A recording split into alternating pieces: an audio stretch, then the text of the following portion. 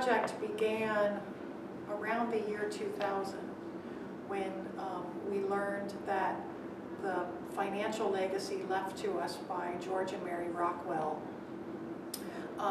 had increased in value. That started a very long planning process. We began working with Paycop-Freed architectural firm. We went back to John Sullivan,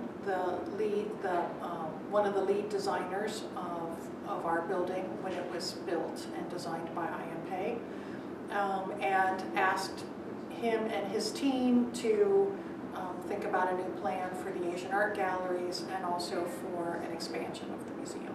IMPay's original concept for the Johnson Museum called for a wing on the north side. One of the concepts that we really liked about IMPay's original concept for the north wing was a Japanese garden.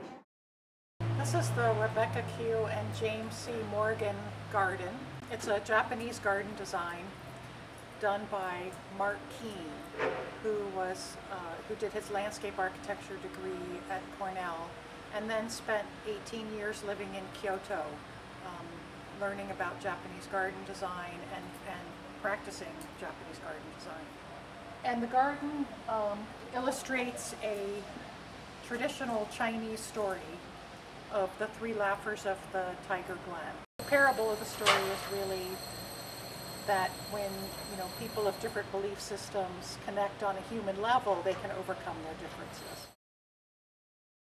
There's two ways you can search. You can look at the objects themselves by area. So if you're looking at, we're standing in front of case 1 here, which is a Deck Arts case, and all of the objects that are in this case appear in an alphabetized list.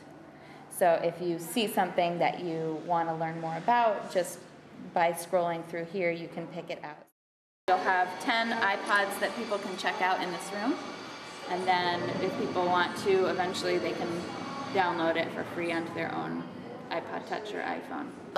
It's going to help provide a lot more information than you would normally get off a regular label. The information has been compiled over the years by various researchers that we've hired on with grant funding to delve into the collection and annotate and provide the information on these objects, but it's never been in a form that was very accessible.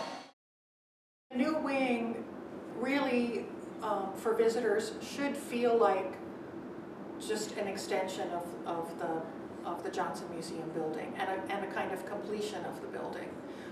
And the functions that are there for the public programs, for educational programs, the Japanese garden, are to enhance the visitors' experience of the collection.